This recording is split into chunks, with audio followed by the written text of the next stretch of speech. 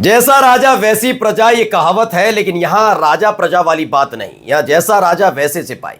नरेंद्र मोदी साहब, अब आप सोचिए, एक दिन पहले कहते हैं कि हमारे देश में ये बन रहा है, वो बन रहा है, और निर्यात किया जाता है, दूसरे दिन उनके सुर बदल जाते हैं। कहते हैं छोटी छोटी चीजों से लेकर भगवान की मूर्तियां तक आयात की जा रही हैं। चाइना वाले छोटी आंख वाले गणेश जी याद होगा।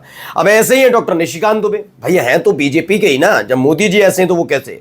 फिलिस्तीनियों के लिए जो बोला करते थे, अपने देश में रहकर छाती पीटते थे, अब विदेशी धरती पर जाकर फिलिस्तीनियों के लिए प्यार उमड़ाया है। वो दिखाने जा रहा हूं, देखिएगा जरूर। साथ साथ देखिए, दिल्ली से एनआईए ने सीआरपीएफ के एक जवान को अरेस्ट किया है। नाम जरूर देखिएगा, क्योंकि गद्दार तो खालिद और अनवर होते हैं। नए वाले को गिरफ्तार किया गया, किस जुर्म में किया है पहले सुनिएगा, देखिएगा।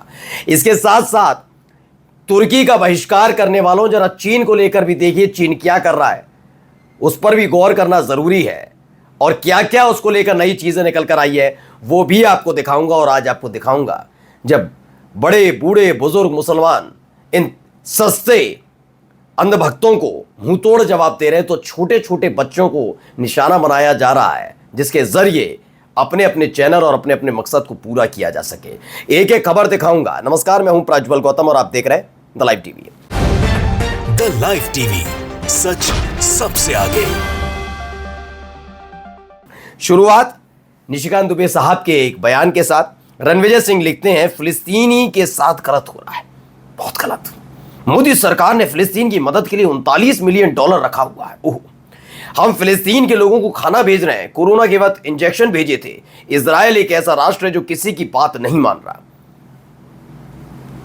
क्या इस्लामिक देश कुवैत में है? निशिकांत दुबे इसीलिए बोला है। आखिरी वाली लाइन पढ़ी, इजराइल एक ऐसा राष्ट्र है जो किसी की बात नहीं मान रहा। आप तक तो बता रहे थे कि गजा के अंदर इजराइल, खुद नरेंद्र मोदी साहब ने बताया, जब वो चल रहा था, रमजान चल रहा था, तो नरेंद्र मोदी साहब ने कहा था हमले मत करना। इजराइल ने कहा भाई साहब आपकी बात कैसे नहीं माने, आप तुम्हारे भैया हैं, हम बात मानेंगे। ये को मोदी जी कह रहे थे, और उन्हीं की पार्टी के सांसद कह रहे हैं इजराइल किसी की बात नहीं मान रहा है। बात सच क्या है? आइए आपस में तय करके नहीं बैठते सारे के सारे। और ये प्यार कहां से उमड़ाया? पुराना वाला दिखा दो इनका जरा। ये देखिए, डॉक्टर निशिकांत दुबे प्रेजेंट है 1 मई को, इसी महीने की 1 मई को।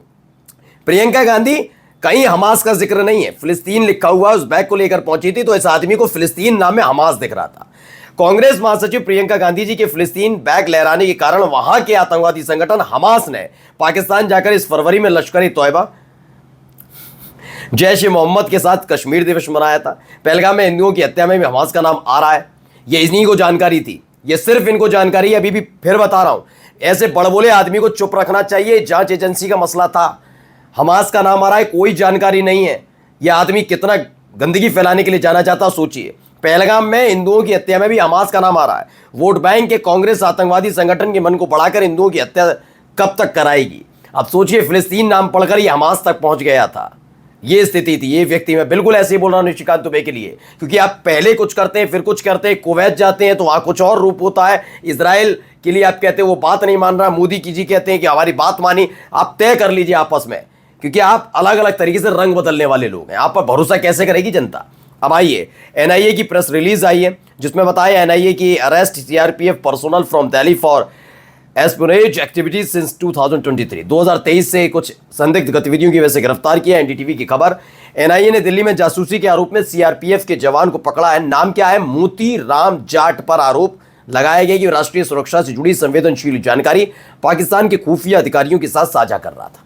नाम पढ़ लिया ना, नाम पढ़ना बहुत जरूरी हो जाता है, क्योंकि आज के दौर में खालिद अनवर को छोड़कर अब यही निकल कर आ रहे हैं, ज्योति मल्होत्रा, ये सब लोग। इसी बीच एक का बयान निकल कर सामने आता है। बयान ये पुराना है, 23 अप्रैल 2014 का। Pakistani wouldn't dare to cross border when Modi is PM. उन्होंने कहा मोदी पीएम बने हैं तो पाकिस्तानियों में हिम्मत नहीं है कि बॉर्डर क्रॉस करके आ जाए। पहलगाम आतंकी हमला किसने किया? आप ही सरकार कह रही है। आतंक पाकिस्तान परस्त आतंकियों ने किया, पाकिस्तान से आतंकी आए। यानी अब मोदी की सरकार नहीं है क्या? क्या माना जाए, समझ में नहीं आ रहा। इन पर ही भरोसा किया जा सकता है? बताइए। ये तो पीओके लाने वाले थे, जब से पहलगाम आतंकी हमला हुआ तब से गायब है। उस पर आप जानकारी नहीं देते, पीओके के लिए जान दे देंगे। आइए नया बयान सुनिए, एक और क्या जवाब दिया जा रहा है, पहले सुनिए। If you're discussing that, that's something that has not been discussed publicly. It would have to be leaked material if it exists. What I can remind everyone of, which we've discussed for months here, is that मैं आपको बता देता हूं क्या है इसमें। उमाशंकर सिंह ने लिखा है कि अमेरिका पढ़ने आने की ख्वाहिश रखने वाले दूसरे देशों के छात्रों के सोशल मीडिया की जांच परख तक वीजा की प्रक्रिया रोके जाने के सवाल पर अमेरिकी विदेश विभाग की प्रवक्ता टेमी ब्रूस, इसमें खबर किया आया था कि अगर आपको वीजा चाहिए तो आपका पूरा सोशल मीडिया खंगाला जाएगा, उसके बाद आपकी वीजा पर अनुमति मिलेगी। यानी सोचिए कितनी बड़ी दिक्कत पैदा होने वाली थी, खास तौर पर अंधभक्तों के लिए। अभिनव का जो बात अभी सार्वजनिक तौर पर नहीं की गई है उस पर कुछ नहीं बोलूंगी, लेकिन इतना जरूर कहना चाहूंगी एक संप्रभु देश के तौर पर अमेरिका को यह हक है कि यहाँ कौन आना चाहता है, क्यों आना चाहता है, उसकी पृष्ठभूमि क्या है, इसकी परख हम पहले से करते रहे और आगे भी करते रहेंगे। सुन लीजिए, ये होता रहा है। अब आ जाइए जरा एनबीटी की खबर है। चीन चुपचाप रोक रहा भारत का पानी, सतलुज का जल प्रवाह 75% घटा, सैटेलाइट डेटा से बड़ा खुलासा। यह खबर निकलकर सामने आई। इसे भी अशोक कुमार पांडे ने कहा बहुत चिंतित करने वाली खबर है। पहले ही चीन के एक बांध प्रोजेक्ट से नॉर्थ ईस्ट स्टेट्स के लिए मुश्किलें बढ़ने की खबर आई थी। धमकी के बावजूद सिंधु का पानी हम नहीं रोक पाए और चीन उल्टे हमारा ही पानी रोक रहा है। तो वहीं दूसरी तरफ देखिए, जैसे ही पोल खोली आलोक शर्मा ने क्या हुआ हालत। अरे भाई, राम माधव पूरा डेलीगेशन ट्रेनिंग के लिए लेके गए थे। क्या क्या सीख के आए आप लोगों वहां से? क्या मोदी जी को आके चिट्ठी आपने सिखाई कि भाई चीन को क्लीन चिट देनी? 100 से ज्यादा गांव के नाम बदल दिए, किसी के मुंह से एक शब्द नहीं निकला। सब चुप हैं, एमईए भी चुप है, सब चुप हैं। 4000 किलोमीटर जमीन पर कब्जा करके बैठा है वो। सैटेलाइट इमेजेस क्लियरली बोल रही हैं। बीजेपी देश नहीं है। वही तो मैं कह रहा हूं, इस पर कोई बातचीत नहीं करनी चाहिए। इनको भी देखिए, ये भी एक अलग ज्ञान दे रही है, इनको भी सुन। ठीक नहीं समझा, सब तो पाकिस्तान के साथ खड़े थे। यहां पे एक भी पड़ोसी मुल्क ऐसा नहीं है जो भारत के साथ रहे। मैं सेना पे क्वेश्चन मार्क नहीं कर रहा, गई हमारी सेना मार के आई, नो डाउट, लेकिन हमारे राजनेताओं ने हमारी एक्सटर्नल। अभी इसी बात से ना दिक्कत हो जाती है रूपिका लियाकत को, फिर टोकती हैं और टोक कर क्या कह रही हैं। नहीं विवेक जी, आप रुक जाइए। नहीं, आप मुझे ये बताइए कि आपको इन सब के सपोर्ट से क्या मिल गया, बताइए। जो आतंकियों को हमें अटैक करना था, जो उनकी रीढ़ की हड्डी को तोड़ना था, वो तो तोड़ दिया। अमेरिका साथ रहे कि ना रहे, चीन साथ रहे कि ना रहे, नेपाल साथ रहे कि ना रहे, श्रीलंका साथ रहे कि ना रहे, अगल बगल के जितने भी मुल्क के साथ रहे कि ना रहे, हमें जो करना था हमने कर दिया। अब आप सोचिए, अब आप, मैं तो बता रहा हूं, इन लोगों का ये एक कमी है जिस कमी पर काम करना चाहिए। इन्हें विदेश नीति के बारे में ऐसा नहीं, इनको जानकारी नहीं, चाटुकारिता महत्वपूर्ण है। ऐसा नहीं रूपिका लियाकत को मैं जानता हूं, ऐसा नहीं, इतनी भी नासमझ नहीं है कि इनको जानकारी नहीं है, इन्हें जानकारी है, लेकिन इतनी नासमझ नहीं है। ये आका को खुश करना है, क्योंकि सवाल आका की विदेश नीति पर उठ गया, इसीलिए।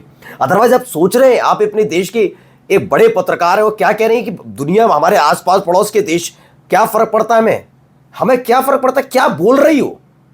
अगर फर्क नहीं पड़ता तो मोदी यहां हो रहा है, वहां हो रहा है, ये फिर क्यों तमाशा किया जा रहा था आपके चैनल पे? ये तमाशे क्यों थे? फिजूल बात है।